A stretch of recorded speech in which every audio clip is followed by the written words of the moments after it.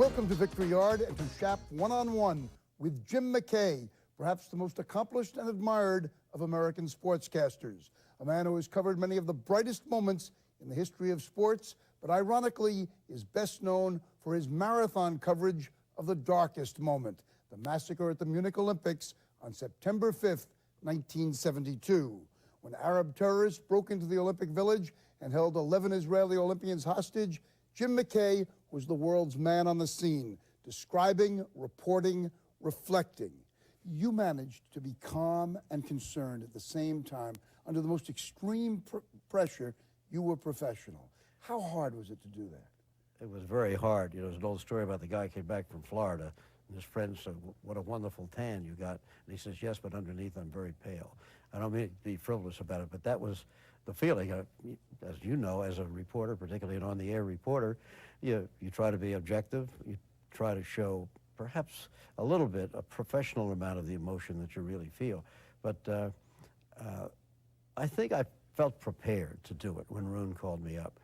Now, you were supposed to be off that day. Yeah, it was my only day off during the Olympics. I had covered the gymnastics, which was finished, and I was going to cover track and field, which began the next day with the first day of the decathlon. But suddenly I got the call from Jeff Mason, who was his right-hand man at those Olympics, asking me to come in.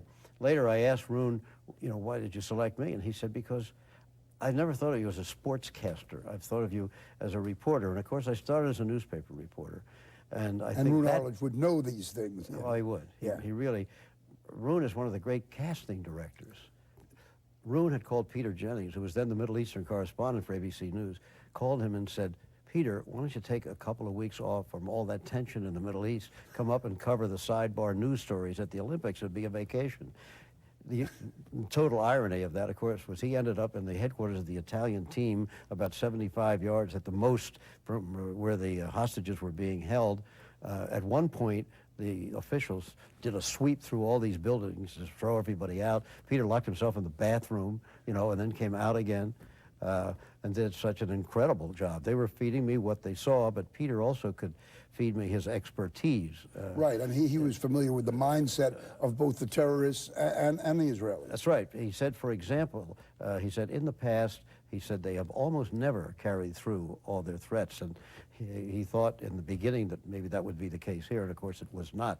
But he had the expertise, and of course he's a terrific reporter, and his post was more dangerous than any place he'd been in the Middle East. John Wilcox was a producer who at one point got the gym bag of an American boxer, had a camera in it. He was going to do a film story, he thought, and he had on a boxer's uniform, athlete's uniform. He said he went into this building, and he got in the elevator, and I thought, where am I going? He said, I had to push something. I pushed 2. He said, I don't know why. He said, I got out, walked along the corridor. I heard some water running in one room, so I went in there, and he said, I went out on the balcony, and 50 yards straight across was this lookout staring straight at me. The fellow in the mask. Yeah, the guy in the mask. He said he blinked a little, went back in. He said, I went back in quickly. John was there. He was on the air a number of times before he realized he was talking to Peter Jennings. He had a walkie-talkie. That's all that Wilcox had. It went to Peter's walkie-talkie. Peter had a telephone, which had been plugged into our over-the-air feed to the satellite and going back to the States. So Wilcox thought he was talking to Peter, and at one point he referred to the terrorists as Arabs, and we went into commercial, and Peter said, John, he said, please, don't call them Arabs, they're Arabs. He said, what do you mean? He said, I'm on the air? He said, yeah. He said, well, thanks. That might help all of us. Thanks a lot for telling me. Yeah. So those 2 guys were very key to the operation. Did you know how many people were watching and how much it meant to everyone? No. I really didn't. It came so suddenly that you're in the studio, you're really thinking about what you're doing. And I will say that within the first hour, I thought about David Berger, who, as you know, was a weightlifter who was from Shaker Heights, Ohio, had emigrated to Israel, member of the Israeli team. And it occurred to me very quickly that I was going to be the guy who would tell that family in Ohio whether their son was alive or dead. And that keeps you pretty straight on making sure. It's amazing that you thought of that. Because, you've made it clear in your new book, The Real McKay, that you try to talk to one person in the audience. Yeah. But here you were talking to such a specific person and such a concerned audience. Obviously, your coverage of this event had a tremendous impact on your career. Yes. Did it also have a tremendous impact on you personally? I hadn't thought about terrorism very much. I think perhaps that's part of the reason why people remember it so clearly now. We weren't used to this sort of thing. So it was shocking, and I took it very personally at that time. Here we were 100 yards from where it was. And when you think about it, the kind of symbolic things, here were the terrorists dressed in the uniforms of athletes, scaling the fence and going into, well, the holy of holies of sport, the Olympic Village, you know, and taking not their enemies, but the athletes and officials of another country's sports team. And being so close to it, it really did affect me emotionally all day long, and particularly when Roon said in my ear, "Jim, sorry to tell you, but they're all killed." Wow. You know. And there was there must have been an unreality to it that You know, you've had this probably when you're covering an event off a monitor, as I was sitting in the studio, and particularly for long hours. After a while, there is an unreality to it. And then at one point, they opened the double doors of the studio to take out a camera, do something like that. And outside, I could see these weapons carriers and got people in uniform, and it really brought the reality. This was real life. This wasn't TV. one of your colleagues at the time, and for many, many years, was Howard Cosell. Right.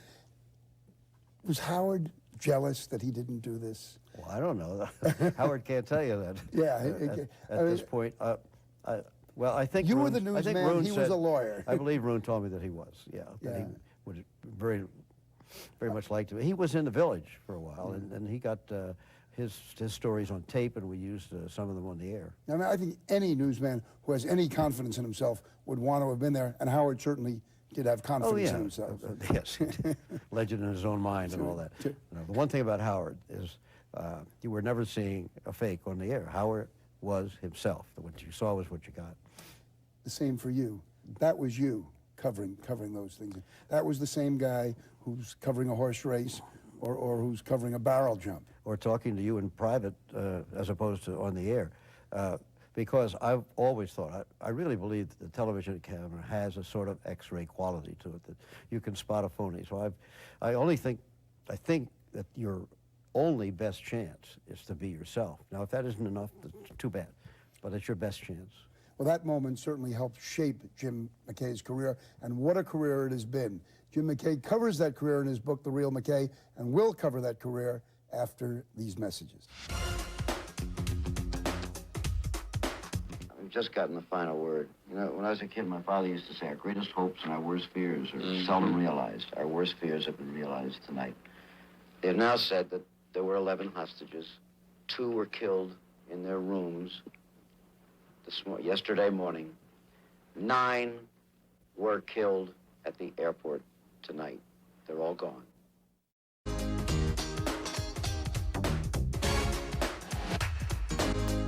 Welcome back to Victory Yard and to Schaap One-on-One with our guest Jim McKay, for more than 30 years the host of ABC's Wide World of Sports, the voice of the agony of defeat and the thrill of victory. How did that show begin, and what was your reaction when somebody came and said, look, we're going to go all over the world and we're going to cover weird sports? Well, what did you say? Roon didn't know it at the time, but I had been with CBS, and the last fall, I had been doing a courtroom show, which was good money, but I hated the show. And they moved it to California, and Margaret and I did not move to California.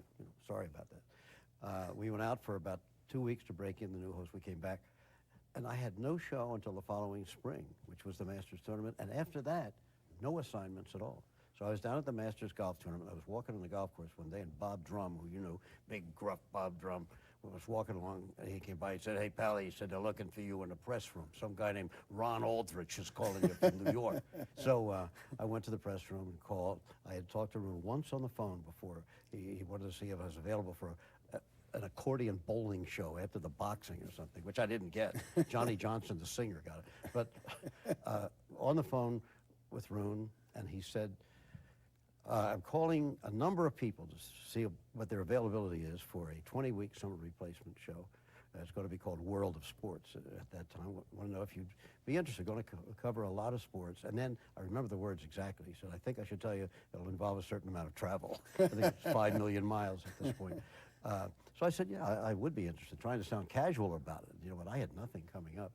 And 4 days later, I was still there, and he called again, and he said, well, he said, you're our guy for this program, and how much money do you want? And I said, well, I don't know, because Margaret always handled this for me. She's much better at it. I said, we talk about it when I get back to New York. Your wife hyphen agent. Yeah, that's right. That's right. And I said, so talk about it, get to New York. He said, no, I got to know now. I said, why? He said, well, we're having a press conference in 20 minutes. We want to announce who's the host of the show. That's the way it began. And it was 20 weeks, and it did go off the air. But when it went off the air, Tom Moore, who was then the president of ABC, said, I want to keep you available. We're going to put this on starting in January as a regular weekly show on all year long. And he actually paid me all fall to do nothing. I mean, that had never happened to me before or since. I mean, Well, that made up for the fact that you underpriced yourself to ruin at the beginning. Oh, yeah. So, yeah, well, yeah. It was just average. Yeah, he did make me say it. I said $1,000 a show, and I thought that was very good, but he immediately said yes, so I know it wasn't, you know. What were some of the really exotic trips that you made? The harder trips, the more amusing trips? The harder trips for me were always going to the communist countries, Eastern Europe, and particularly the Soviet Union. And it was such a depressing place, you know. There were these big wide boulevards and no cars on the street, except, you know, army cars, or once in a while the limousine that looked like a 1946 DeSoto with the flags on the fenders. And then the hotels, you know, they were so old then, the National we stayed in. And they had these old elderly ladies on each floor, you know, giving you the room key and taking it back. And you thought probably you were being listened to, which is possible. It's a great story. Maybe you wrote it at the time. Not about us, but about the first Canadian hockey team that went over there. And two guys were in the same room, and one guy said, "We're Buck." I know that. And he kept saying it. He kept looking all around, and finally he looked under the bed. It was this black metal box. He said, "That's it." He said, "I'm going to get him." He unscrewed the thing, and he saw here all these wires, you know, and he cut them, whereupon the chandelier in the room downstairs fell down. And I didn't write it. I wish I had. Well, when Roon and I were there, and we had two beds in this room, so I looked under the bed. It was there. That same thing. So, you know, one of your more memorable interviews was with Fidel Castro. Yeah. You've met world leaders. I mean, what was it like to be one-on-one with Fidel? I must be honest about it. The guy has tremendous charisma. It's just amazing. First of all, the interview was supposed to be 2 o'clock in the afternoon, and I flew in that morning from Baltimore, and you know, then it was going to be 4 o'clock. Finally, they said 9 o'clock, definitely tonight. You know, we got there at 8:30, and at 10 o'clock, in walked in the full uniform. You know, Castro with the cigar, and it's kind of like seeing a caricature. You know, walk in, but he sat down, and we had an incredible interpreter, a man who was handicapped, came in with 2 canes, sat down, but he not only translated simultaneously, but he got the feeling of what you were trying to say. So it was fascinating. We sat down, we talked for 3.5 hours, and I think he would have talked all night. You know, he knew sports. He knows sports. He knew sports. One of the first things I taught him about was baseball, to try to loosen him up. And I said, "How good were you?" He said, "Good curveball, fastball, not fast enough." He said, "However," he said, "New York Giants offered me a bonus, $1,000. Not bad. And not bad at all in those days. And I said, "Well, you and President Bush get along better than you do." I said, "He played baseball." He said, "Yes, I know," he said, "but no bonus." You know, so he's I always clever. thought we should have made him commissioner of baseball, Fidel, because it would have solved a lot of problems both in the Caribbean and with us in here. He Cuba. knows the game, and he has certainly status. Yeah. You went to China too, and you played golf in China. Well, Or I didn't you hit exactly a golf play ball? golf. I don't know what possessed me when I was flying over there. You know, you get a little stir crazy on that long flight to Tokyo before you go to China.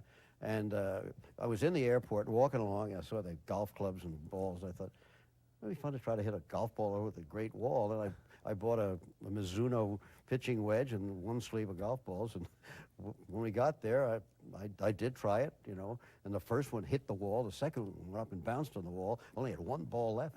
But that went out and over into history's most unplayable lie on the other side. When we continue our conversation with Jim McKay, we'll find out about the greatest moments of 3 decades of Olympic coverage. That may be the greatest upset in sports history. For comparison, try to imagine that American football was played in the Summer Olympic Games, and then imagine that an all-star team of Canadian college boys beat the Pittsburgh Steelers. It's that big an upset.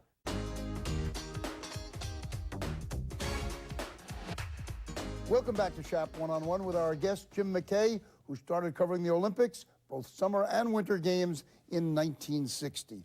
Over all those years, what were some of the favorite moments, some of the favorite athletes? Well, there's no question. Team USA, the hockey team at the Winter Olympics in Lake Placid in 1980, to my mind, I don't know whether you'd agree, was the greatest upset in the history of sports, anywhere, anytime, because here was a team, basically American college kids, beating not only the best hockey team in the Olympics, the best hockey team in the world. Remember, they had beaten the NHL All-Stars 6-0. And here was, Mike Eruzione and these kids winning. And it had the inspirational effect because the hostages were still being held in Iran. National morale was really at a very low ebb. And it just picked everybody up, I think. My daughter, who was a child of the 60s, right, and grew up and went to college in that time, was at the game. And when I talked to her much later that night, I said, well, what was it like actually being there? She said, Dad, the last time I saw that many American flags, they were burning them. Wow. And I'm sure that was true. It's hard for people who weren't around at that time to realize what the 60s were like. Did you have a favorite athlete among non-Americans? Yeah, Jean-Claude Keely. Jean-Claude Keely. I remember we first started covering him when he was 18 from a little village of Val d'Isère in France.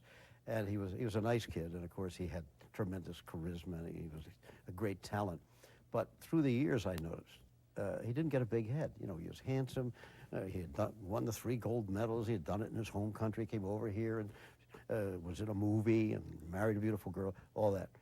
Some years later, Margaret and I were on a plane with him, and he came up to talk to us and went into his skiing position. I don't know how he could hold it that long, with his knees bent. But we started talking. I said, I've always admired you, Jean-Claude, because, you've kept your head on straight. And he said, all I can say is that when these things happen to you, you must remember that you came from someplace else. And I said, can you be more specific? And he said, I was home about a month ago, and I was in my father's sporting goods store. And I was trying a pair of boots on a customer, and a friend walked in and looked at me on my knees and said, Jean-Claude, have things gotten so bad? And I said, what's so bad? This is my father's shop. And I thought he summed up a lot about priorities, when he said that. So he was that kind of a guy. Then, of course, paid back, I like to see that, by getting the Winter Olympics for his own hometown and being the president of the committee. We'll pause, and when we return, we'll talk with Jim McKay about the start of his memorable career as he remembers it in his book, The Real McKay.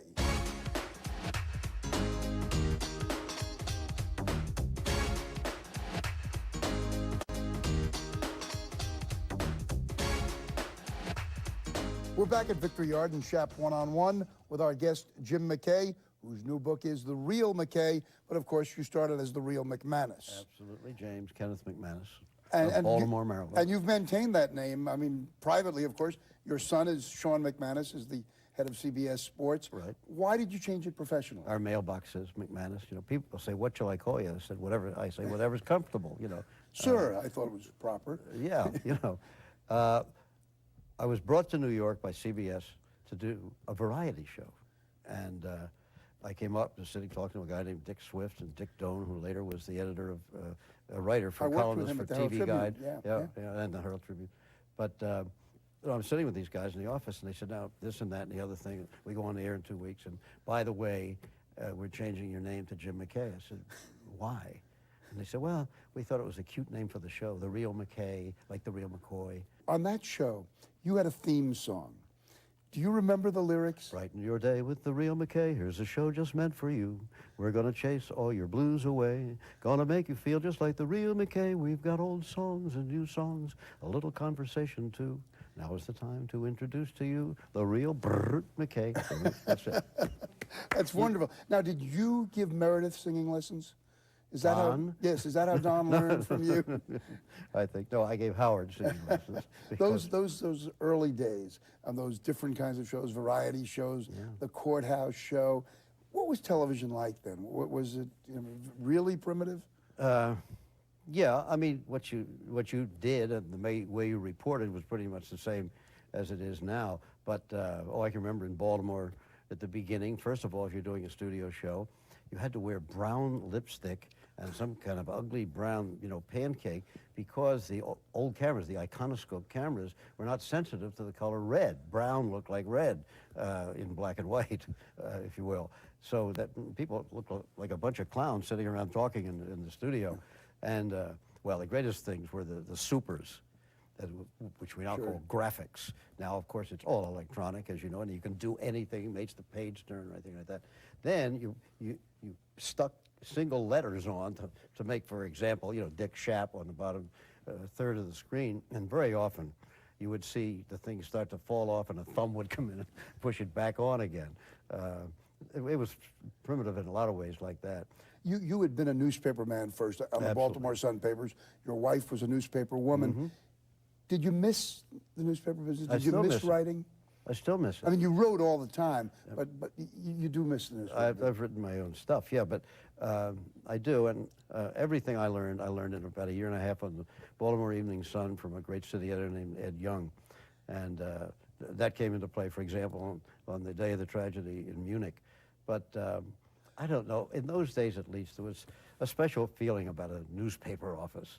I remember one day, it was actually, I'll tell you the truth, it was the day I decided I was going to get Margaret to marry me no matter what. She was sitting at her desk, and Ed called over. He said, "Jim, two guys with sawed-off shotguns have just gone into a jewelry store on Howard Street. Get on your horse." I thought, God, life never gets any better than this. And I ran to the door in the back of the city room, and he said, "Jim," I said, "What?" He said, "Don't get shot." I said, "Oh, this is heaven," And I happened to look down, and Margaret was sitting there wearing a white shirt, blue skirt, typing away. I thought, I thought I got to marry that girl. And it took me a long time. Well, you came out of the newspaper profession with all the proper skills, plus a wonderful wife. What more can anyone ask for? Nothing, absolutely. Jim, thank you so much for being with us, for joining us on Schaap One-on-One. Classic Sports continues after this. Say the numbers 4-3. They knew what you were talking about. The marvelous victory of the United States over the Soviet Union in hockey.